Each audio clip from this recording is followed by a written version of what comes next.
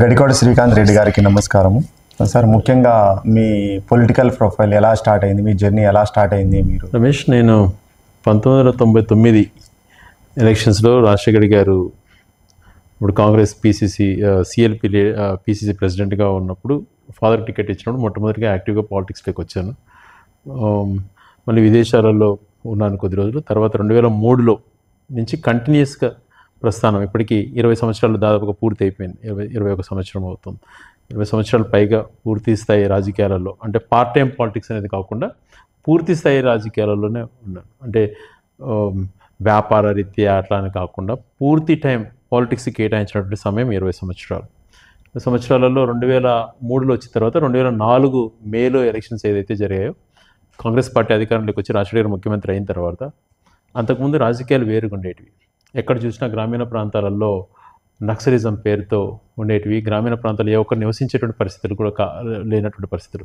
ఎక్కడ చూసినా పూరి గుడిసెలు, ఎర్రటి నేలలు, ఎక్కడ రోడ్లకు అనుకున్నటువంటి ఇది ఏది కాదు, విద్యుత్ లేనటువంటి పల్లెలు, ఇలాంటి పరిస్థితులు ఉండేటివి. అప్పుడు రాజకీయాలు అంటే మనుషులను వేసుకొని తిరిగేది, తోడలు కట్టుకునేది, రాళ్ళు వేసుకునేది, అలాంటి పరిస్థితులు ఉండేటివి. ఎందుకు మనం మార్పు వైపు ఎందుకు ఆలోచన చేయలేము అని చెప్పి ఆ రోజు నుంచి ఆలోచన చేసుకున్నాం. 2004లో తండ్రి ముఖ్యమంత్రిగా ఉన్నప్పుడు బ్యాక్ నుంచి మొత్తం కూడా పొలిటికల్గా కానీ, నాయకులకు అవైలబిలిటీ కానీ, అభివృద్ధి విషయంలో కానీ తండ్రికి చెదరు అదురుగా ఉన్నాను. 2006లో ఇప్పటి ముఖ్యమంత్రి జగన్మోహన్ రెడ్డి గారు ఆదేశాలతో పూర్తిస్థాయి రాజకీయాల్లోకి రావడం జరిగింది. యూత్ కాంగ్రెస్ అధ్యక్షుడిగా ఆయన నియమించడం, ఆయన అడుగుజాడల్లో భవిష్యత్తులో ఆయన కాబోయే కడప ఎంపీ, సేమ్ ఒకటే జిల్లా నుంచి తనకు తోడు నీడగా జీవితాంతరం మా తండ్రి గారు ఏ రకంగా అయితే రాజశేఖర్ గారికి లైఫ్ లాంగ్ లాయల్గా ఉన్నారో, అదే రకంగా జగన్మోహన్ గారితో నడవాలా అని చెప్పి నిర్ణయించుకోవడం.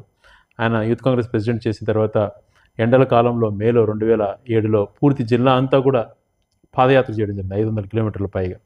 ఆ రకంగా రాజశేఖర రెడ్డి గారు కూడా అప్రిషియేట్ చేశారు. స్టేట్లో అప్పుడు ఒకరిద్దరు కూడా చేయలేదు, దాంట్లో ఒకటి చేశావు అనే నా లాస్ట్ డే ముగింపు రోజు కూడా రాజశేఖర రెడ్డి గారు అటెండ్ అయ్యి నన్ను ప్రోత్సహించారు. అప్పుడు కేవలం 33 సంవత్సరాలు అట్లా ఉండేది. తర్వాత 2009లో డీలిమిటేషన్లో భాగంగా రాయచూరు నియోజకవర్గం రావడం, అనేక మంది టికెట్ ఆస్పిరెంట్స్ ఉండడం. అప్పుడు దివంగత ముఖ్యమంత్రి రాజశేఖర రెడ్డి గారు, జగన్మోహన్ రెడ్డి గారి ఆశీస్సులతో 2009లో పోటీ చేయడం, ఆయన 4 నెలలకే దివంగతులు అవ్వడం. ఆ పరిస్థితులలో నియోజకవర్గాన్ని కలలుగా నన్ను ఎన్నో రకాలుగా అభివృద్ధిలోకి తీసుకెళ్లాలా అని చెప్పి, నా కళలు ఏమవుతాయా అని చెప్పి చాలా భయపడ్డాను. అప్పుడు ఆ రాజశేఖర్ గారు ఉన్నప్పుడు తెచ్చుకున్న కొన్ని జీవోలు, అప్పుడే ఈ పాలిటెక్నిక్ కాలేజ్ కానీ, తర్వాత రింగ్ రోడ్డు కానీ, రాయచోటికి నీళ్ళు ఇచ్చేటువంటి పనులు కానీ, అవన్నీ ఆ కొద్ది కాలంలోనే ఇది చేసుకొని గౌరవ రోషయ్య గారు ఉన్నప్పుడు కొన్ని పనులు పూర్తి చేసుకోవడం జరిగింది. ఆ 2 సంవత్సరాల వరకు కొద్దిగా పనులు జరిగినప్పుడు ఏదో చేయాలని తప్పించడం, మున్సిపాలిటీ బిల్డింగ్ అప్పుడే అప్రూవల్ చేయించుకుని టౌన్లో ఈ కార్యక్రమాలు చేయడం జరిగింది. ఒంటెద్దు బళ్ళతో తిరిగేటువంటి రాయచోటిలో త్రాగునీటి సమస్య పరిష్కారం చేస్తాను ఎన్నికైతే 18 నెలలు అని చెప్పి పూర్తి చేసుకోవటం. అలాగే ఈ రింగ్ రోడ్ అంటే బైపాస్ కూడా ఇవ్వని పరిస్థితులలో గౌరవ ఇప్పుడు ప్రభుత్వంలో ఉన్నటువంటి పరిచయాలతోనూ రింగ్ రోడ్ ఏర్పాటు చేసుకోవడం. రాయచోటికి రింగ్ రోడ్డు ఒక వరం లాంటిది అవుతుందని చెప్పి ఆ రోజు కల్లోడు ఊహించుకోలేదు. ఈరోజు అది ఎంతో వరం అయిపోయింది రాయచోటి పట్టణానికి, ఆ రింగ్ రోడ్ అనేటువంటి. అలాంటి పరిస్థితుల్లో మళ్ళీ తర్వాత జగన్మోహన్ రెడ్డి గారు రాజకీయ పార్టీ పెట్టి బయటికి రావడం, తనతో నేను నడవాలి అని అనుకోవడం, తనతో పాటు నేను బయటికి రావడంతో ప్రతిపక్ష శాసనసభ్యుడిగా క్రియేట్ చేయడం జరిగింది ఆ 3 సంవత్సరాలు కూడా. మళ్ళీ 2014 అప్పటికే 2009లో 2012లో 2 ఎలక్షన్స్ అయిపోయాయి. 2014లో జగన్మోహన్ గారి ఆశీస్సులతో పోటీ చేశాం, విజయం సాధించాం. కానీ పైన తెలుగుదేశం ప్రభుత్వంలో ఏ ఒక్క పని కూడా చేయనీయకుండా అడ్డుకోగలిగారు. అప్పుడే ఇన్ఛార్జ్ మోర్ దాన్ ఎమ్మెల్యేగా పవర్స్ అన్నీ కూడా ఇవ్వటం జరిగింది. 2019లో తిరిగి శాసనసభ ఎన్నికలలో జగన్మోహన్ గారి పాదయాత్ర వల్ల ఆయన యొక్క ప్రజల పైన ఆయనకున్నటువంటి నమ్మకంతో మళ్ళీ భారీ మెజార్టీతో 2019లో మళ్ళీ ఎన్నికయ్యాను. ఎన్నికైన తర్వాత చాలా బాధ్యతగా పనిచేయాలని చెప్పి ప్రతి నిత్యం కూడా పరిగెత్తాను. అందులో భాగంగా నిజంగా జగన్మోహన్ గారి ఆశీస్సులు అయితేనేమి, మీదంటి సహకారంతో చాలా పనులు పూర్తి చేసుకోవడం. ఏదైతే ప్రతి చెరువుకు నీళ్ళు ఇవ్వాలని తప్పించామో మొట్టమొదటిగా జీవిత ఆశయంగా ఉన్నిందో అది 2500 కోట్లతో అప్రూవ్ చేయించుకోవడం, గెండికోట నుంచి వెలిగెలకు నీళ్ళు ఇచ్చే విధంగా పనులు చాలా మాత్రం కూడా ఈ కరోనా వచ్చి కొద్దిగా ఆలస్యమైనా కూడా కాలేటి వాగు వరకు దాదాపు 70% పనులు పూర్తి అయిపోవటం. అలాగే మిగిలిన పనులు 25% పనులు కూడా త్వరలో పూర్తి చేసుకునే దానికి పూర్తిగా దాన్ని చిత్తశుద్ధితో పనిచేస్తున్నాం. అలాగే కాలేటి వాగు నుంచి కూడా కొన్ని మండలాలకు చెరువులు నీళ్ళు తెచ్చే విధానాన్ని కూడా అవి కూడా అప్రూవ్ చేయించుకోవడం. హెచ్ఎన్ఎస్ఎస్ కెనాల్ నుంచి చిన్నమండ మండలంలో చెరువులకు ఇచ్చే నీళ్ళని కానీ, జెరికోనను లిఫ్ట్ దానికి సంబంధించినటువంటి అన్నీ కూడా జీవోలు ఇప్పించుకొని టెండర్లు కూడా పిలిపించుకొని కాంట్రాక్టుల సొత్తము కొద్దిగా కరోనా వల్ల కొద్దిగా ఆలస్యమైనది. కానీ అది ఖచ్చితంగా కంప్లీట్ చేసేంత వరకు విశ్రమించేటువంటి ప్రశ్న ఉండదు. నా ప్రాధాన్యతలో జీవితంలో రాజకీయాల్లో అత్యంత ప్రాధాన్యత అది. అలాగే ఏదైతే జగన్మోహన్ రెడ్డి గారు ప్రతి పార్లమెంటు కేంద్రాన్ని ఒక జిల్లా కేంద్రం చేసి పరిపాలన వికేంద్రీకరణ చేయాలనేటువంటి ఆలోచన తనకు వచ్చినప్పుడు అప్పుడు ఒక వరంలాగా రాయచూటుకున్నటువంటి సెంటర్లో లొకేటెడ్ అని చెప్పి ఇక్కడ అందరితో కలిపి దాన్ని ఇన్ఫర్మేషన్స్ ఇవ్వటము, ఆ రకంగా జిల్లా కేంద్రం ఏర్పాటు అవటం కల్లో ఊహించినటువంటి రోజు 2012 ఇదే రోజు జనవరి 26న ఆ రోజు రాయచూటి జిల్లా కేంద్రం ఏర్పడిపోతుందని అనౌన్స్ అవ్వడం. అది ఏప్రిల్ 4 నుంచి పరిపాలన స్టార్ట్ అయ్యింది. 2022 ఏప్రిల్ 4 నుంచి 2022 జనవరి 26 రిపబ్లిక్ డే రోజున జిల్లా కేంద్రంగా అనౌన్స్ కాబడ్డది. ఈ 18 నెలల కాలంలోనే 2 సార్లు independence celebrations, 75th independence celebrations కానీ ఇప్పుడు 75th రిపబ్లిక్ డే సెలబ్రేషన్ 2 సార్లు జరుపుకోవడం. ఈ 20 నెలల కాలంలోనే పూర్తి స్థాయిలో మనకు మౌలిక వసతులు నిర్మించినటువంటి ఏదైతే 13 జిల్లాలు కొత్త జిల్లాలు అనౌన్స్ చేశారో ఆ 13 జిల్లాలలో ఏ జిల్లా కూడా తీసిపోయిన విధంగా 13 కొత్తగా అనౌన్స్ అయినటువంటి జిల్లాలో నెంబర్ 1గా పరిపాలన అంతా కూడా అధికారులకు సౌకర్యంగా ఉండే విధంగా ఆఫీసెస్ క్రియేట్ చేయడం. ఒకప్పుడు కేవలం ఎంఆర్ఓ కార్యాలయమే రాయచూట్లో ఉండేది. అటువంటిది ఆర్డీఓ కార్యాలయం వస్తే ఎక్కువ అనుకున్నటువంటి వాళ్ళం ఆర్డీఓ, జేసీ, కలెక్టర్ ఆఫీసెస్ క్రియేట్ చేసుకోవడం. సిఐఏ సర్కిల్ ఇన్స్పెక్టర్ ఎక్కువ అనుకున్న దాంట్లో ట్రాఫిక్ పోలీస్ స్టేషన్ దగ్గర నుంచి డిఎస్పీ కార్యాలయం నుంచి, డిఎస్పీ అంటే పులివెందులకు పోయేటువంటి రోజు, డిఎస్పీ కార్యాలయం దగ్గర నుంచి ఎస్పీ ఆఫీస్ను ఈరోజు పెరేడ్ గ్రౌండ్ లాంటివి నిర్మించుకోవడం, ఈరోజు ఒక మంచి గెస్ట్ హౌసెస్ నిర్మించుకోవడం, అనేకమైనటువంటి బంగ్లాలు, బస్టాండ్ ఆధునీకరించుకోవడం, 24 కోట్లతో హాస్పిటల్ నిర్మించుకోవడం, రైతు బజార్ నిర్మించుకోవడం, మహిళా డిగ్రీ కాలేజ్ సాధించుకోవడం, మూడో తరగతికి మహిళ ఎంటర్ అయితే డిగ్రీ వరకు ఒకే క్యాంపస్లో చదువుకునే విధంగా ఒక ప్రాంగణంగా చేసుకోవటం.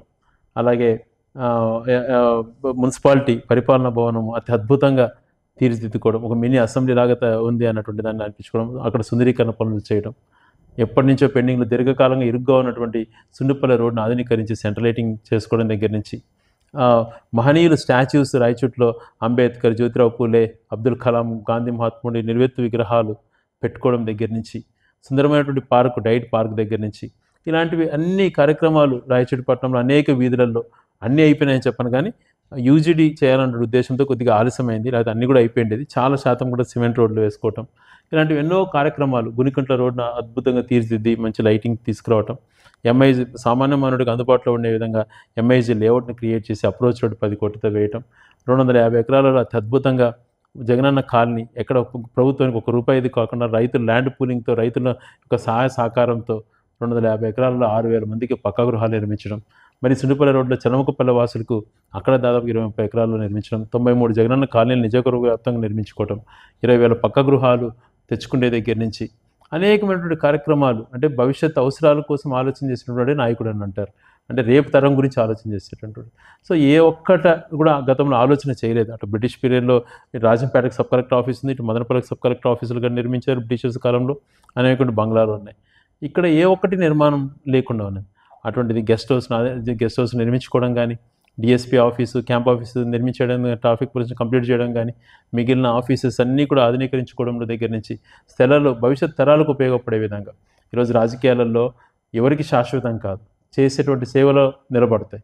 అందుకు అనుగుణంగానే 100 ఎకరాలలో ఇంటికి కలెక్టరేట్ కావాలని చెప్పి ఒక ల్యాండ్ అక్వైర్ చేసుకోవడం దగ్గర నుంచి, దాదాపుగా 50 నుంచి 60 ఎకరాల ఎంఐజీ లేఅవుట్ దగ్గర నుంచి, 10 ఎకరాలు ఆర్టీఓ కార్యాలయాన్ని కేటాయించడం దగ్గర నుంచి, 70 ఎకరాలు భవిష్యత్తులో పీజీ సెంటర్ యూనివర్సిటీకి చేయాలంటుంటే ఆలోచన చేసుకుని యూనివర్సిటీకి హ్యాండ్ ఓవర్ చేసిన దగ్గర నుంచి, కేంద్రీయ విద్యాలయం కోసం 10 ఎకరాల దగ్గర నుంచి, యునాలి కాలేజ్ కోసం 10 ఎకరాల దగ్గర నుంచి, జిల్లా పరిషత్కు 10 ఎకరాల దగ్గర నుంచి, స్టేట్ గెస్ట్ హౌస్కి 2 ఎకరాలు, 1.5 ఎకరా డిఎస్పీ ఆఫీస్ కని, 1.5 ఎకరా ట్రాఫిక్ పోలీస్ స్టేషన్ కని, 5 ఎకరాలలో కలెక్టర్ బంగ్లా నిర్మించాలని పనులు కూడా స్టార్ట్ చేసినాం.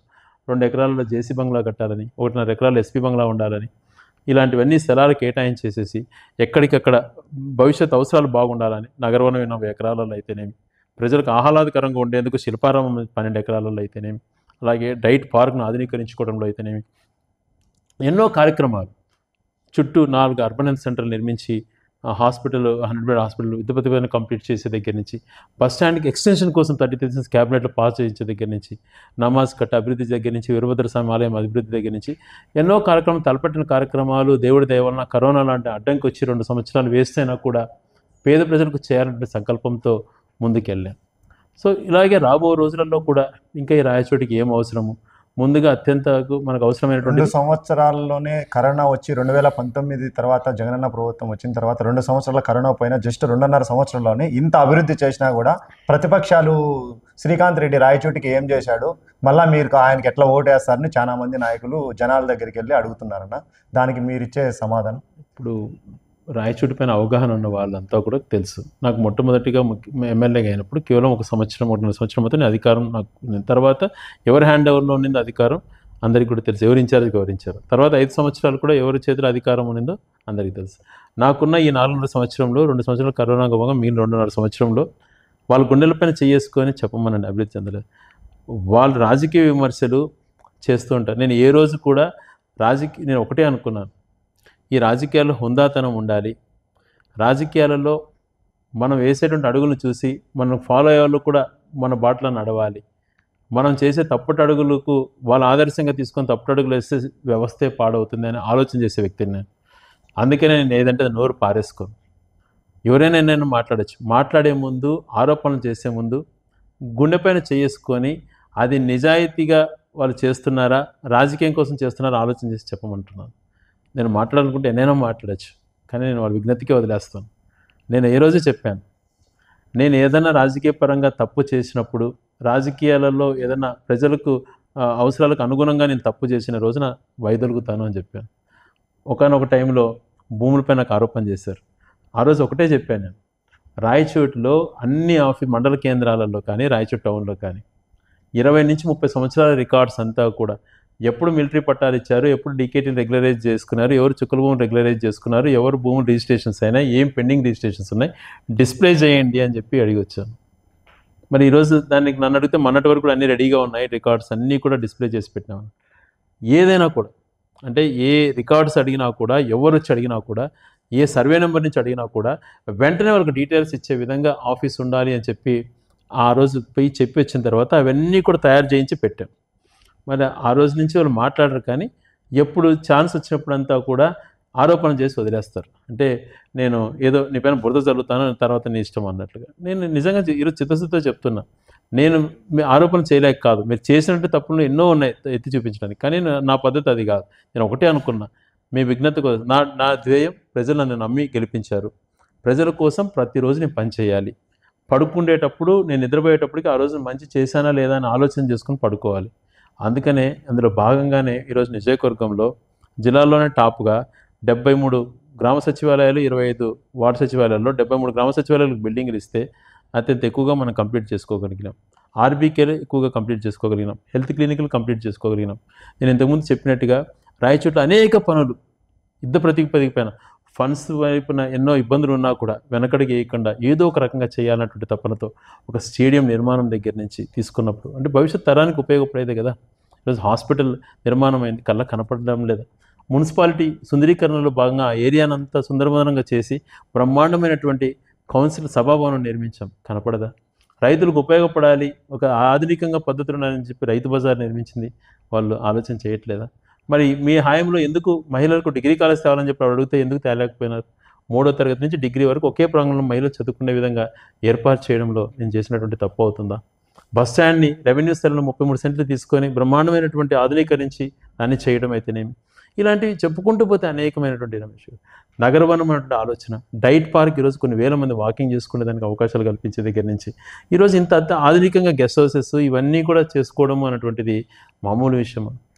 2009లో మీరు మొదటిసారి ఎమ్మెల్యే అయినప్పుడు ఎవరైనా కానీ మొదటిసారి ఎమ్మెల్యే అయితే అధికారం కావాలి, అధికారంలోనే ఉండాలి అని ఉండాలనుకుంటారు యంగ్స్టర్స్. కానీ మీరు 2009లో వైఎస్ఆర్ గారు రెండవసారి ముఖ్యమంత్రి అయిన తర్వాత, పెద్ద ఆయన చనిపోయిన తర్వాత మీరు జగనన్న వెంట నడవాలి అనే ఆలోచన ఎందుకు వచ్చింది? రాజకీయాలలో మొదటి నుంచి మేము మా రాజకీయ ప్రస్థానము రాజశేఖర్ గారి కుటుంబంతోనే ఇది ఉండేదన్నమాట. ఇది సే అబౌట్ ఫ్రమ్ 78 రాజశేఖర్ గారు మొదటి ఎమ్మెల్యే అయినప్పటి నుంచి మా ఫాదర్ 81 మొట్టమొదటిగా పబ్లిక్తో ఎలక్ట్ సమితి ప్రెసిడెంట్ దగ్గర నుంచి కూడా రాజశేఖర్ గారు అడుగుజాడలో నడుస్తున్నాం. సో అలాగే కొనసాగుతూ ఉంది. అదే ప్రేమ జగన్మోహన్ గారు నా పైన చూపిస్తున్నారు. ఆయన రాజకీయాల్లోకి ఆయన ఆదేశాలతోనే రాజకీయాల్లోకి వచ్చినాను నేను. సో ఆయన వెనక నడవకుండా ఎవరైనా వెనక నడవాలి. ఆ రోజు చాలా రిక్వెస్ట్ చేసుకున్నాను, ఆయన ఒక్కరు రాజీనామా చేస్తే లేదు నేను వెనకలు తోడు ఉంటానని. ఆ రోజు జగన్మోహన్ రెడ్డి గారు ఇప్పుడు కాదు సమయం వచ్చినట్టు చెప్తాను, ఆ రోజు నువ్వు ఖచ్చితంగా వద్దులే అని చెప్పి ఆదేశాలు చేశారు. అనేక నిందలు ఆయన ఏ తప్పు చేయకపోయినా ఆయన పడినటువంటి మాటలు ఏ నాయకుడు భరించలేడు. కానీ దాన్ని అన్ని తట్టుకొని ఆయన ఆత్మస్థైర్యం నిజంగా బతికినంత కాలం ఊపిరినంత కాలం అట్లాంటి నాయకుడు వెనక పనిచేయడం గర్వంగా ఫీల్ అవుతాను. అంటే ఒక నిబద్ధతతో తనకున్న ఆలోచనలు ఇవన్నీ చూసినప్పుడు నిజంగా ఏ ఒక్కరికి లేవు సమాజం. నేను ఎంతోమందిని గమనిస్తుంటే ఎంతోమంది నాయకుల గురించి స్టడీ చేశాను నేను. కానీ రాజశేఖర్ గారి తర్వాత నిబద్ధత, తనకున్నటువంటి మంచితనం, ఎప్పుడు ఎంతసేపు నెక్స్ట్ జనరేషన్ కోసం ఏం చేయాలి, ఉన్నంతకాలం ఏ రకం ప్రజలకు ఉపయోగపడాలి అనే ఆలోచనలు కానీ, తను ఎన్ని ఆరోపణలు చేసినా కాలమే సమాధానం చెప్తుంది అని చెప్పి తన పని తను చేసుకున్నటువంటిది నిజంగా ఏ ఒక్కరు చేయరు. ఆయనకు మంచి గుణం ఇచ్చాడు దేవుడు. ఆ గుణంతోనే ఈరోజు అత్యంత ప్రజాదరణ నాయకుడిగా ఈరోజు దేశంలో నేను జగన్ ఒకడని చెప్పగలుగుతా ధైర్యంగా. అంటే మాస్లేకి తను చేసినంత పేద ప్రజలకు ఏ ఒక్కరూ లేరు. ఒక నాయకుడు అన్నవాడు నేను మంచి చేసినానని మీకు అనిపిస్తే నాకు అండగా నిలబడండి అనేటువంటి నాయకుడిని దేశంలో ఏ రాజకీయ ప్రజాస్వామ్య దేశంలో ఏ ప్రాంతీయ పార్టీ కానీ ఏ జాతీయ పార్టీ కానీ ఆ మాట ఎవరు అనలేరు. అది ఆయనకే సాధ్యపడింది. అప్పుడు జగన్మోహన్ రెడ్డి గారి వెనకాల నడవాలనే ఉద్దేశంతో ఆయనకు అవసరం అనుకున్నప్పుడు ఆ రోజు మేము అసెంబ్లీ నిలబడ్డామని మేము డిస్క్వాలిఫై చేశారు. బై ఎలక్షన్ కూడా రావడం జరిగిన విషయం మీకు అంతా కూడా ఎంతో తెలిసిన విషయం.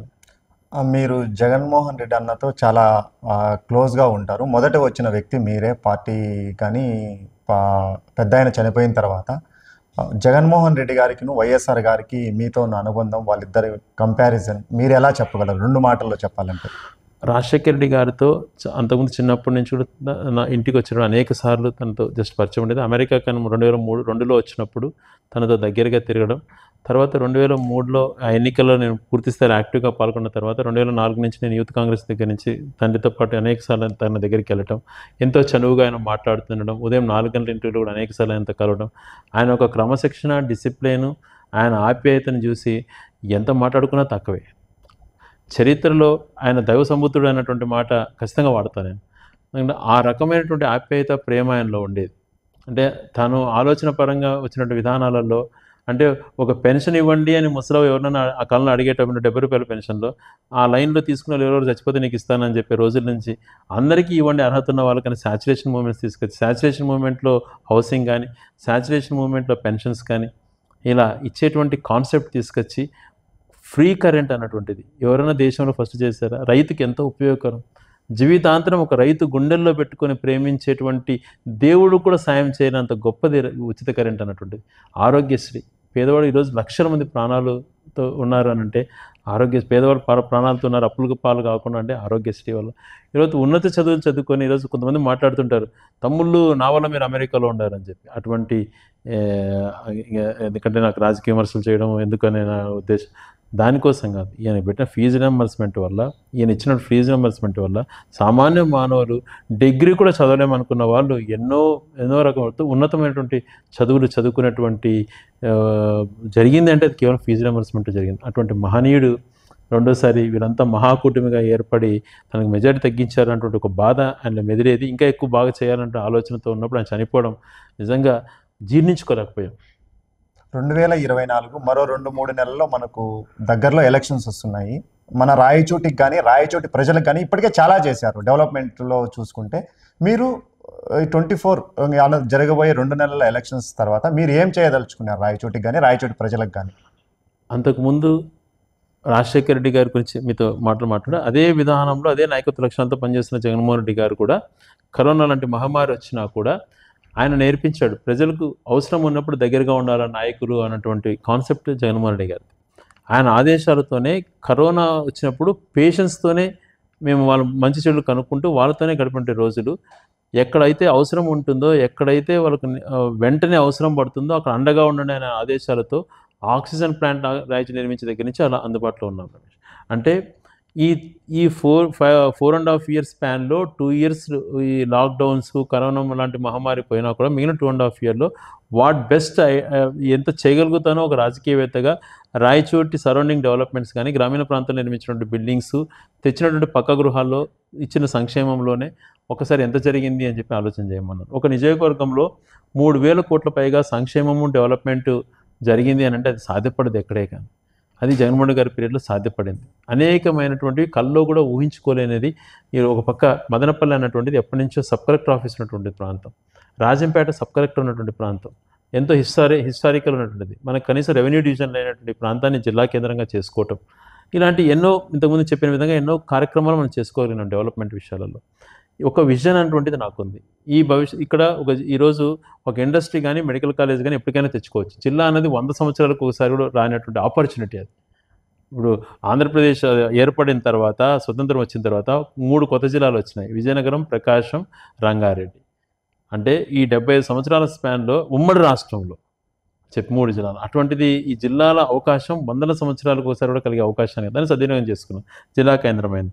నెక్స్ట్ నా టార్గెట్ ఇక్కడ యూనివర్సిటీ ఒకటి కంప్లీట్ చేసుకొని నేషనల్ హైవే కనెక్టివిటీ, అంటే కదిరి నుంచి national highway connectivity throughout ఈ Raichur ring road surrounding 4 lane అయిపోయి కృష్ణపట్నం వరకు ట్రాన్స్పోర్టేషన్ పెరిగితే ఇక్కడ మనకు ఇంకా కూడా మంచి వాల్యూస్, ల్యాండ్ వాల్యూస్ పెరగడంతో పాటు అనేక, ఎందుకంటే జిల్లా కేంద్రం అయిన తర్వాత గతంతో పోలిస్తే ఇప్పుడు ప్రతి ఒక్క చుట్టుపక్కల అన్ని మండలాలలో కూడా భూముల విలువలు బాగా పెరిగాయి, ఇంకా బాగా పెరుగుతుంది. అలాగే చాగలమర్రి నుంచి ఇప్పుడు జరుగుతున్నటువంటి పని రాయచోటికి హైవే NH, ఈ 2 కానీ హైవేస్ కానీ పూర్తి స్థాయిలో అయిపోయి యూనివర్సిటీ ఒకటి తెచ్చుకుంటే 3 నుంచి 4 వేల మందికి ఉపాధి అవకాశాలు కలిగే ఒక ఇండస్ట్రీ తెచ్చుకోవాలన్నటువంటిది నా నెక్స్ట్ ప్లాన్.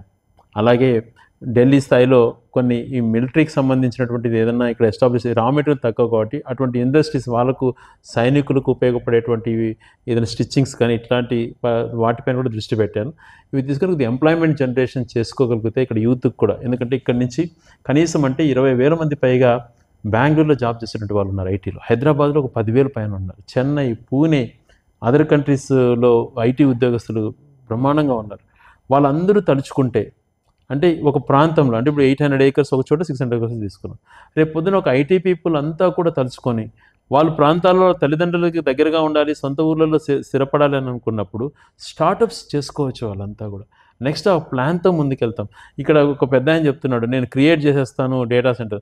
ఆయన క్రియేట్ చేసేది వైఫై అనేటువంటిది ఇప్పుడు ప్రతి చోట ఫెసిలిటీకి వచ్చింది. అందుకనే జగన్మోహన్ రెడ్డి గారు సచివాలయాల దగ్గరనే మనకు ఒక డిజిటల్ లైబ్రరీ క్రియేట్ చేస్తున్నాం. చాలా మాత్రం కొన్ని ఊళ్ళలో కూడా కట్టగలిగినాం. అక్కడ వైఫై క్రియేట్ చేయడంతో పాటు డేటా సెంటర్ ఎక్కడికక్కడ ఇప్పుడు కనెక్షన్స్ ఫీజిబిలిటీ కూడా బాగా పెరిగింది. ఇంకా నెట్వర్క్స్ కూడా బాగా చేసుకోవచ్చు. కొంతమంది ఒక 10 గ్రూపులుగా ఫామ్ అయ్యి ఒక్కొక్క గ్రూప్ ఒక్కొక్క స్టార్టప్ కంపెనీ మేము చేసుకొని ఇక్కడ ఉన్నటువంటి అవకాశాలు సద్వినియోగం చేసుకొని ఇక్కడ యూత్కి అవకాశాలు కల్పిస్తాము అని అంటే అటువంటి వాళ్ళని ఫుల్ ఫ్లెడ్జ్గా ఎంకరేజ్ చేస్తాం. నాకు కూడా సాఫ్ట్వేర్ పైన అనుభవం ఉంది, సాఫ్ట్వేర్ ఉద్యోగాలు పనిచేసినటువంటి వాడిని. ఆ అనుభవంతో పాటు ఈరోజు నేను గడప గడపని 1,00,000 ఇల్లులు తిరగలిగినాను. గతంలో చరిత్రలో ఏ ఒక్కరు కూడా తిరగలేరు కూడా. జగన్మోహన్ గారి ఆశీస్సులతో నేను తిరగలిగినాను. ప్రతి ఇల్లు కూడా తిరగలిగినాను. మంచి స్థితిగతులు చూశాను ప్రతి ఇంట్లో కూడా. ప్రతి ఇంట్లో ఎలా ఉంటుంది, వాళ్ళ జీవన విధానం ఎలా ఉంది, ఏ ఊరిల్లు ఎలా ఉంది, ఏ తరగతి వాడు ఎలా బతుకుతున్నాడు అటువంటిది అవగాహన చేసుకోగలిగినాను. పోయినప్పుడు ఆ పల్లెలో మౌలిక వసతులు కానీ భౌగోళిక స్వరూపాలు కానీ చూశాను. ప్రతి విలేజ్ చూశాను. ఇల్లు ఉన్న ఊరు కూడా వెళ్ళాను. 1-2 ఇల్లులు ఉన్న ఊరు కూడా వదలలేదు. ఏ ఇంటికి కూడా పోకుండా రాలేదు. తిరిగినప్పుడు నేను చాలా ఇళ్లలో గమనించింది వర్క్ ఫ్రమ్ హోమ్ చేస్తున్నారు. నేను వర్క్ ఫ్రమ్ హోమ్ క్రియేట్ చేస్తానని నేను మాట్లాడతాడు. ఇప్పుడు చేస్తున్నారు work from home Bengaluru IT employees. వీళ్ళకి ఇంకా బ్రహ్మాండ వసతులతో సౌకర్యాలు కల్పించుకొని అటువంటివి స్టార్టప్స్తో కొన్ని బిల్డింగ్స్ ఇక్కడే నిర్మించుకొని ఇక్కడి నుంచే కనెక్షన్తో చేసుకునే అవకాశాలను కూడా ఖచ్చితంగా పరిశీలన చేస్తాం. అందుకనే కొంతమంది ఐటీ పీపుల్తో ఒక టీమ్స్ ఫామ్ కామంటున్నాం. వాళ్ళు టీమ్స్ ఫామ్ అయ్యి వాళ్ళకు ఉన్నటువంటి ఎంటర్ప్రినర్ స్కిల్స్తో ఇలాంటివి చేసి మేము ఈ ప్రాంతంలో ఇలా ఎస్టాబ్లిష్ చేస్తే మేము గ్రో అవుతాము, 10 మందికి ఇక్కడ అవకాశాలు కల్పిస్తాం అన్నటువంటి వాళ్ళతో దగ్గరగా పనిచేస్తాం. దాంతోపాటు రెండోది ఎక్కువగా కూడా ఇక్కడి నుంచి గల్ఫ్ దేశాలకు పోయారు. అంటే దుబాయ్ కానీ కువైట్ కానీ ఇలాంటి ప్రాంతాల్లో ఎంతోమంది ఉద్యోగాలు చేస్తున్నారు. ఇప్పుడు బయట దేశాలకు వెళ్ళిన వాళ్ళు ఆర్థికంగా స్థితిమంతులయ్యి అక్కడే సెటిల్ అవుతున్నారేమో కానీ పాపం కువైట్ గల్ఫ్ దేశాలకు వెళ్ళిన వాళ్ళు అక్కడ సంపాదించే ప్రతి రూపాయి ఇక్కడ పొందుపరుచుకొని ఇక్కడ వాళ్ళ భవిష్యత్తు కోసం థింక్ చేసుకుంటూ ఇక్కడ ఇన్వెస్ట్ చేస్తున్నారు. అటువంటి వాళ్ళకు పూర్తి భరోసా కల్పించాల్సిన బాధ్యత ఉంది. దాదాపుగా 50,000 మంది ఇండైరెక్ట్గా బయట దేశాలలో ఇక్కడ యూత్ పోయి ఉన్నారు. వాళ్ళల్లో మెజారిటీ శాతం రాయచూరు నియోజకవర్గానికి ఈరోజు జిల్లా కేంద్రం మౌలిక వసతి ఇక్కడ బ్రహ్మాండమైనటువంటి ఇన్ఫ్రాతో అపార్ట్మెంట్స్ కానీ గేటెడ్ కమ్యూనిటీ హౌసింగ్ కానీ మంచి మంచి ప్లానింగ్తో లేఅవుట్స్ కూడా బాగా డెవలప్ అవుతున్నాయి. రాబో రోజుల్లో ఇంకా బాగా చేస్తాం. ఇటువంటివన్నీ సద్వినియోగం చేసుకొని ఈ ప్రాంతాన్ని అభివృద్ధి చేసే విషయంలో వాళ్ళని పాల్పంచుకోమంటున్నాం. ఇక్కడ ఉన్నటువంటి లోకల్గా ఉన్నటువంటి యూత్కు ఒక ఇండస్ట్రీని తీసుకొచ్చి మిగిలిన టైంలో రైతులకు మనం ఏదైతే గెంటుకోట నుంచి ఇప్పుడు దాదాపు యుద్ధ పని చేస్తున్నామో దాన్ని కంప్లీట్ చేసుకుంటే మనము వన్ ఆఫ్ ద టాపెస్ట్ కాన్స్టిట్యున్సీకి హార్టికల్చరల్గా డెవలప్ చేసుకుంటే అవకాశం కలుగుతుంది. అంటే ఒక విజన్ అన్నటువంటిది రేపు తరానికి అన్నటువంటిది నేను ఒకటే చెప్పగలుగుతాను. చేయగలిగేది ఏం చేస్తానో నెక్స్ట్ జనరేషన్కి ఉపయోగపడేది నెక్స్ట్ టర్మ్లో ఇప్పుడు నేను చెప్పినటివే కాకుండా ఏ అయితే చేయగలుగుతాం అన్నీ చేస్తాం. గతంలో చెప్పనేటివి కూడా అనేక మనం చేయగలిగినాం. ఆర్డీఓ కార్యాలయం తెస్తానని ప్రామిస్ చేశాను, కలెక్టరేట్ తెచ్చుకోగలిగినాను. డిఎస్పీ కార్యాలయం గట్టిగా ప్రయత్నం చేస్తానని మాట ఇచ్చాను, ఎస్పీ కార్యాలయం తెచ్చుకోగలిగినాం. అంటే మంచి చేసిన వాళ్ళు ప్రతిపక్షం నుంచి వాళ్ళు అప్రిషియేట్ చేస్తారని నేను ఎక్స్పెక్ట్ చేయను ప్రజాస్వామ్యం. కానీ వాళ్ళు చేసేటువంటి అవమానాలు, వాళ్ళు చేసేటువంటి మాటలు ఒకసారి బాధ కలుగుతుంది. కానీ రాజకీయాలలో ఓపిక ఉండాలి. ఎలా ప్రొవోకేట్ చేసి నేను ఏ రోజు కూడా నా హద్దు దాటిని ప్రవర్తించలేదు. నేను ఒకటే నిర్ణయించుకున్నా, రాజకీయాల్లో హుందాతనం అన్నటువంటిది చాలా ఇంపార్టెంట్ అన్నటువంటి కాన్సెప్ట్తోనే నేను ముందుకెళ్తున్నా.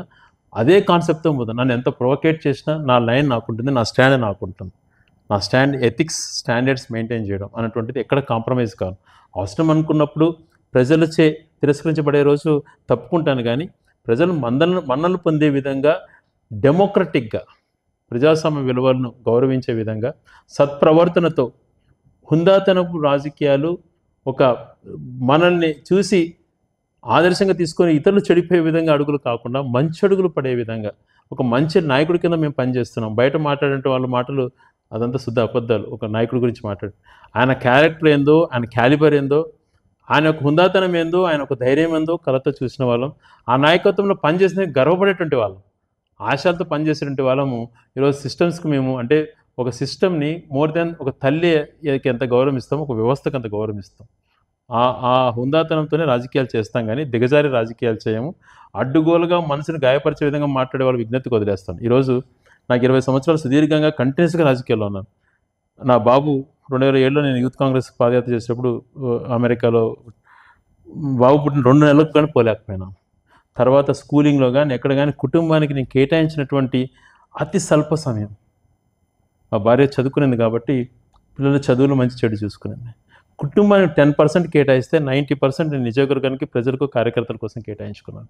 అదే రకంగా మంచి జరిగిన చెడు జరిగిన 15 సంవత్సరాలు 20 సంవత్సరాల నుంచి ఏ రోజు నుంచి నేను రాజకీయ ప్రస్థానంలో ఉన్నానో ఆ రోజు నుంచి ప్రతి గ్రామంలో ఉన్నటువంటి నాయకులు, కార్యకర్తలు వాళ్ళు చూపిస్తున్నటువంటి ప్రేమ నిజంగా ప్రాణం వదులుకోవడానికైనా సిద్ధపడతా వాళ్ళ కోసం.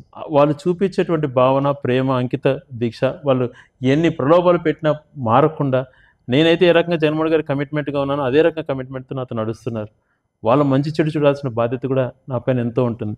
అందుకనే నేను కుటుంబానికంటే కూడా ఎక్కువ సమయము రాజకీయాలకే కేటాయించాలనుకున్నాను. దీని విషయంగా ఇంకొకటి క్వశ్చన్ అడగలేదు. ప్రజల్లో కొంతమంది ఇచ్చిన సమాచారం ప్రకారము శ్రీకాంత్ రెడ్డి గారు ఎప్పుడు ఫోన్ చేసినప్పటికీ అప్పుడు బిజీ ఉన్నా ఖచ్చితంగా అదే రోజు మాకు కాల్ చేసి మాట్లాడతారు, కొన్ని సమస్యలు కూడా తీరినాయి అనేది విన్నానన్న మీ నోట్ నుంచి. అంటే ఇప్పుడు ఒక రాజకీయ నాయకుడు, ఇప్పుడు మేము మీతో కూర్చో అన్నాను, ఇప్పుడు వరుసగా కాల్స్ వస్తున్నాయి. ఒక 40-50 కాల్స్ ఉన్నా నేను ఎంత లేట్ నైట్ అయినా నేను ఆన్సర్ చేస్తాను. ఒకసారి 200-300 మిస్డ్ కాల్స్ ఒక గంటలో 200లో వచ్చినప్పుడు కొన్ని ఆన్సర్ చేయకపోవచ్చు. ఇప్పుడు సాధ్యమైనంత వరకు ఎందుకు చేసింటారు, పాపం ఏదో ఒక పని నుండి చేసింటారు కానీ అని చెప్పి ఎవరు చేశారని అనకుండా ప్రతి ఒక్కరికి ఆన్సర్ చేయడానికి ప్రయత్నం చేస్తాను. నా పిఏల దగ్గర నా ఫోన్ ఉంటుంది, గన్మెంట్ ఏముంటుంది, ఎప్పుడు నా జోబీలోనే ఉంటుంది.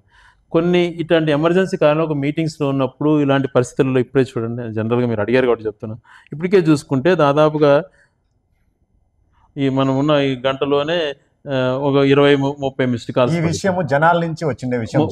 శ్రీకాంత్ రెడ్డి గారు ఇటువంటి అప్పుడే ఆన్సర్ చేయలేకపోయాను స్పాట్ లో, కానీ ఖచ్చితంగా వీళ్ళకు నా సమయాన్ని ఉన్నంత వరకు ప్రతి ఒక్క కాల్ ఆన్సర్ చేయడానికి ప్రయత్నం చేస్తాను. ఏదో చిన్న సమస్య ఓ ప్రజాప్రతినిధి బాధ్యత. ఈరోజు మన కోసం వాళ్ళు ప్రేమతో, నమ్మకంతో ఓటేస్తారు. ఆ నమ్మకాన్ని ఒమ్ము కానియకూడదు కదా. మనము వాళ్ళ కొన్ని పనులు కొన్ని జరుగుతాయి, కొన్ని జరగకపోతాయి. జరగని వ్యక్తి డిసప్పాయింట్గా ఉంటాడు, కానీ అది ఎందుకు జరగలేదు అన్నటువంటిది ఎక్స్ప్లెనేషన్ కూడా మనం ఇచ్చుకోవాలి. అది రాజకీయ నాయకుడి బాధ్యత. ముందు జరగబోయే ఎలక్షన్స్లో కానీ ఇప్పుడు మీకు వరుసగా జనాలు 4 సార్లు అధికారం, శ్రీకాంత్ రెడ్డి గారిని 4 సార్లు రాయచూటి ఎమ్మెల్యేగా చేశారు. క్రిటికల్ సిచ్యువేషన్ 2009 పెద్ద ఆయన చనిపోయిన తర్వాత మీరు బై ఎలక్షన్స్కి వెళ్ళారు. ఆ క్రిటికల్ సిచ్యువేషన్ 100 కోట్లు ఖర్చు పెట్టినప్పటికీ శ్రీకాంత్ రెడ్డి గారిని ఆదరించారు. ఈ ప్రజలకు, కార్యకర్తలకు మీరేం చెప్పదలుచుకుంటారు? 100% అండి. నేను ఈరోజు ఒకటే చెప్తున్నా, ఎందుకు ఇంత కమిట్మెంట్గా నేను పని చేస్తున్నాను అని అంటే కేవలం వాళ్ళు చూపిస్తున్న ఆదరణతోనే ఇది సాధ్యపడుతుంది. ప్రతి ఒక్క మనిషితో ఏ పల్లెకి వెళ్ళినా, ఈరోజు గడప గడపకి నేను తిరిగాను, 1,00,000 ఇల్లులు తిరిగాను. ఉదయం నేను 5:30కు చెప్తే 5 గంటలకే రెడీగా ఉండే నాయకులు, కార్యకర్తలు. 5:30కు 5:30 నుంచే ప్రతి ఇంట్లో కూడా తెలిసిన ప్రతి ఒక్క నాతో అండగా నిలబడే నాయకుడు కానీ, కార్యకర్త తన స్తోమతకు తగ్గట్టు వాళ్ళ ఇంట్లో భోజనం పెట్టడమా, వాళ్ళ ఇంట్లో టిఫిన్ పెట్టడమా, తన అల్పాహారం ఏదో స్నాక్స్ తేవడమా. ఇప్పుడు స్నాక్స్గా డ్రై ఫ్రూట్స్ కాస్ట్తో కూడుకున్నటువంటి డ్రై ఫ్రూట్స్ పెడతారు, కాఫీలు ఇచ్చేటువంటి వాళ్ళు. అంటే వాళ్ళు చూపిస్తున్న ప్రేమ రాజకీయాలలో చాలామంది అంటుంటారు, ఎందుకు ఈ రాజకీయాల్లో కొనసాగుతున్న విలువలు దిగజారినాయి కదా. వాళ్ళకి ఏం తెలుస్తుంది, వెనకలు చూపించే ఈ ప్రేమను చూస్తే రాజకీయాలు దిగజారుతున్నాయేమో కానీ వ్యక్తులు దిగజారట్లేదు కదా, కార్యకర్తలు దిగజారట్లేదు కదా. వాళ్ళు చూపించే ప్రేమ కోసమైనా మనం కట్టుబడి ఉండాలి కదా. ఒకసారి అదే చెప్తాను నేను, బాబుతో మనం ఎప్పుడో మాట్లాడినప్పుడు, మా స్కూల్లో నువ్వు ఒక్కసారి కూడా పీటీఎంలకు రావు అది ఇదని బాధపడుతున్నప్పుడు ఒక మాట చెప్పాల్సి వచ్చింది. ఇదిరా నాన్న సిచ్యువేషన్, చూస్తావా చూడు, ఈ చూసి నీకు డాడీ ఐ అండర్స్టాండ్, నువ్వు ఏది చెప్తున్నావో నేను అర్థం చేసుకోగలుగుతాను, మమ్మీ వస్తుందిలే అని చెప్పి అట్లా పాప కానీ బాబు కానీ అలా నన్ను వాళ్ళు ధైర్యం చెప్పినటువంటి రోజుల దగ్గర నుంచి. అంటే ఎందుకు ఇంత ఇది చెప్తున్నానంటే వాళ్ళు చూపించే మామూలు విషయం కాదు రమేష్. నేను తిరిగిన గడప గడపకు నా వెనక సాయంత్రం వరకు ఎంతవరకు తిరుగుతానో, నా కాళ్ళ నొప్పులు వస్తున్నాయి పాపం, అయినా కూడా వాళ్ళు భరిస్తూ తిరిగారు. 15 సంవత్సరాలు 20 సంవత్సరాల నుంచి మోస్తున్నారని అంటే నాకు ఎంత భయము బాధ్యత ఉంటుంది ఆ కుటుంబం పైన. వాళ్ళకు మంచి చేయాలన్నటువంటి తపన ఎక్కువ ఉంటుంది కదా. ఇప్పుడు చాలామంది అంటారు ఈ ప్రభుత్వం కార్యకర్తలకు ఏం చేయలేదని రెచ్చగొట్టడము, అంటే టీడీపీ నుంచి ఎక్కువగా. మేము ఒకటే, ఒక పార్టీ అనేటువంటిది ఒక స్టాండ్తో గతంలో నీరు చెట్టు రూపంలో అనేకమైన అవినీతి కార్యక్రమాలు జరిగాయి. ఆ మచ్చతో ప్రజలచే తిరస్కరించబడ్డారు. మనం అలాంటి తప్పులు చేయకుండా ఫస్ట్ ప్రజలకు మేలు చేసిన విధానం సృష్టిద్దాం. ప్రభుత్వ సొమ్మును ఎక్కడ దుర్వినియోగం కాకుండా, ప్రభుత్వ సొమ్ము అనేది కాకుండా ఏ రకంగా కార్యకర్తలకు ఎలా హెల్ప్ చేయాలి, మనకు అండగా ఎలా చేయాలనేటువంటిది ఖచ్చితంగా మనం ఒక రిపోర్ట్ తీసుకుందాం అని చెప్పి నాయకుడు మాట్లాడాడు. ఆ ధైర్యంతోనే నేను నెక్స్ట్ నాయకులు కార్యకర్తలకు నాయకుడు అత్యంత ప్రాధాన్యత ఇస్తాడని చెప్పి నాకు అర్థమైంది. పార్టీ ఈరోజు మంచి చేస్తున్నా, ఎన్ని మంచి చేస్తున్నా బురద జల్లేటువంటి ఎల్లో మీడియాను మనం చూస్తున్నాం. మంచిని ఎక్కడా చూపారు, ప్రతిదీ రెచ్చగొట్టే విధంగా, ప్రొవోకేట్ చేసే విధంగా, తప్పులు ఏది జరగకపోయినా తప్పులు ఉన్నది లేనట్టు, లేనిది ఉన్నట్టు సృష్టించి చేస్తున్నాయి అలా. ఇటువంటి పరిస్థితుల్లో ప్రజలకు మనం స్టాండ్ కావాలి. మన స్టాండ్ ఫస్ట్ ప్రజల్లో మనం క్రెడిబిలిటీ నిలబడాలి, మనం చెప్పింది ప్రజలకు చేయాలి. మన వల్ల నష్టం జరగకూడదు. ప్రజలు నన్ను నమ్ముకొని ఓటేసిన ప్రజలకే నేను ఇంత మేలు చేసేటువంటి వాడిని, నన్ను కానీ మిమ్మల్ని కానీ భుజాన మోసే కార్యకర్తలకు గురించి నేను ఆలోచన చేయనా, వాళ్ళ కుటుంబం గురించి ఆలోచన చేయనా అన్న మాట నిజంగా మా గుండెలకు హత్తుకునేది. మాకు కూడా ఆ ధైర్యం ఉంది. మా వెనక నడిచేటువంటి వ్యక్తికి కానీ, పార్టీని నమ్ముకున్నటువంటి కార్యకర్తకు కానీ, జెండా మోసే కార్యకర్తకు కానీ ఎక్కడ ఏ పరిస్థితులలో కూడా అన్యాయం జరగదు. జగన్మోహన్ రెడ్డి గారు ఊపినంత వరకు, మేము బతికున్నంత వరకు వాళ్ళకు తోడుగా ఉంటాము అన్నటువంటి సందేశంతో పాటు, నమ్ముకొని ఈయనకి ఓటేస్తే ఈయన మేలు చేస్తాడని నమ్ముకున్నటువంటి ప్రజలు నమ్మకాన్ని కూడా ఒమ్ము కానియకుండా, మనం నమ్మి 1,01,000 మంది మనకు ఓటేశారు. మనం 1,01,000 మందితో 1,000తో పాటు ఓటు వేయని 63,000 మందికి కూడా మంచి జరిగే విధంగా మనం వర్క్ చేసినాం. మన కాన్సెప్ట్ అదే, ప్రజాస్వామ్యంలో మంచి చేయాలి, నమ్ముకున్న వాళ్ళకు మంచి చేయాలి. ఆ టయానికి వ్యతిరేకించినా కూడా ప్రజాస్వామ్యంలో ప్రజల పక్షాన్ని నిలబడాలని అనుకున్నప్పుడు వీళ్ళతో పాటు వాళ్ళకు కూడా ఈరోజు జగన్మోహన్ రెడ్డి గారి ఆ ఉద్దేశంతో గతంలో తెలుగుదేశం ప్రభుత్వంలో నీకు పథకం రావాలంటే మాకు కండవ కప్పుకునే పరిస్థితులు, ఇప్పుడు ఆ పరిస్థితులు మనం చూస్తున్నామో చెప్పండి. అలా అన్నింటే మనం ఇంతమందికి సేవ చేసిండే వాళ్ళమా? 43,000 పెన్షన్లు ఎట్లా వస్తాయి మన నియోజకవర్గంలో? రాష్ట్రంలో 67 లక్షల పెన్షన్ ఎట్టేయగలుగుతాడు జగన్మోహన్ రెడ్డి గారు? అంటే నాయకుడికి కొన్ని ఇది ఉండాలి. అలా అని చెప్పి మన కోసం జెండా మోసేటువంటి నాయకుడిని, కార్యకర్తలను ఖచ్చితంగా గుర్తింపు చేసుకోవాలి. వాళ్ళకు వాళ్ళ ఆర్థిక పరిస్థితులు కానీ, కుటుంబ వ్యవహారాల్లో కానీ ఖచ్చితంగా ఒక నాయకుడిగా అండగా నడవాల్సినటువంటి బాధ్యత నాయకుడి పైన, మా అందరిపైన ఉంటుంది. అది ఖచ్చితంగా మేము ఆ భరోసా ఇస్తాం. అందుకు నిలబడ్డాం కాబట్టే ఈరోజు 20 నుంచి ఎన్ని కష్టాలు వచ్చినా, ఎన్ని ప్రలోభాలు పార్టీని మారకుండా మనతో నడుస్తున్నారంటే నమ్మకం పైన. ఆ నమ్మకాన్ని ఒమ్ము కానియకుండా భవిష్యత్తులో పనిచేయడమే మనము ఒక బాధ్యతగా చేస్తాం. 2019కి ముందు, 19 తర్వాత అనుకుంటే రాయచోటి నియోజకవర్గము it's almost more than 10 times అనేది అభివృద్ధి జరిగింది. 19కి ముందర, 19 తర్వాత రాయచోటి ప్రజలు 4 సార్లు అవకాశం ఇచ్చారు. మీకు ఒక టర్మ్ వచ్చింది గవర్నమెంట్లో ఉండి డెవలప్మెంట్ చేయడానికి అనేది. ఇప్పుడు 4 సార్లు ఎమ్మెల్యే అయ్యారు. జగన్మోహన్ రెడ్డి గారికి చాలా దగ్గర మొదటి వ్యక్తి వచ్చిన వాళ్ళల్లో ఇప్పుడు 5వసారి ఎమ్మెల్యే అయ్యి మంత్రి అవ్వాలని కోరుకుంటూ ఇంతటితో నా ఇంటర్వ్యూని. రమేష్, రాజకీయాలలో చేసే కోసం పనిచేయాలి కానీ పదవుల కోసం పనిచేయకూడదు. మంత్రి అన్నది నాకు ఏ రోజు కాన్సెప్టే కాదు. నా జీవిత ఆశయం నీళ్ళు ఇవ్వటము, జిల్లాను చేసుకోవటము నెరవేర్చుకున్నాం. చెరువులకు నీళ్ళు ఇచ్చే జీవిత ఆశయం. ఆ 2 ఆశయాలే తప్పితే మంత్రిని కావాలా ఇంకోటి కావాలంటే మీ ఆశయం కాదు, దానికోసం కూడా ఆలోచించండి. దానికంటే కూడా చెరువులకు నీళ్ళు ఇచ్చే పని కంప్లీట్ అయిపోతే నెక్స్ట్ రాబోలు అంటే ఇప్పుడు దాదాపుగా అదే నాకు చాలా ఇప్పుడే నాయకుడు నేను ఊహించిన నా జీవిత ఆశయాన్ని నిజవర్గ ప్రజల యొక్క ఆశయాన్ని అంటే జిల్లా కేంద్రం చేయడం అటువంటిది ఆయన నాకు ఇచ్చినటువంటి ఒక వరం. దాంతోపాటు అది కూడా నెక్స్ట్ నేను కంప్లీట్ చేసుకుంటే నా జీవనం ధన్యం అవుతుంది. కానీ వేరే పదవులు కాదు. నన్ను నమ్ముకొని ఓటేసేటువంటి వాళ్ళను నా కష్టంలో పాలు పంచుకొని ప్రతి అడుగులో అడుగేస్తున్నటువంటి కార్యకర్తల నాయకుల కోసం ఊపిరినంత వరకు పనిచేస్తానని మాటిస్తూ వాళ్ళకి ఏ రోజు ఏ అవసరం వచ్చినా అండగా నిలబడతానని తెలియజేసుకుంటూ ప్రజలు నమ్మకంతో ఏదైతే క్యూలో నిలబడి ఓటేస్తారో వాళ్ళు ఆశలు ఒమ్ము కానియకుండా రేపు తరానికి ఈ ప్రాంతం కానీ నియోజకవర్గంలో కానీ 2-3 తరాల తర్వాత ఎలా ఉండాలి అనే ఆలోచనతోనే ప్రతినిత్యం పనిచేస్తాను మాటిస్తూ మరొకసారి మీలాంటి వ్యక్తితో ఇంటర్వ్యూలో నాకు పాల్గొనడం సంతోషం అనిపించి మీ ద్వారా ఒక మెసేజ్ ఇవ్వదలుచుకున్నాను. రాజకీయాలలో హుందాతనము అనేటువంటిది చాలా ఇంపార్టెంట్. హుందాతనంతో పాటు మనం వేసే ప్రతి అడుగులో నిబద్ధత ఉండాలి.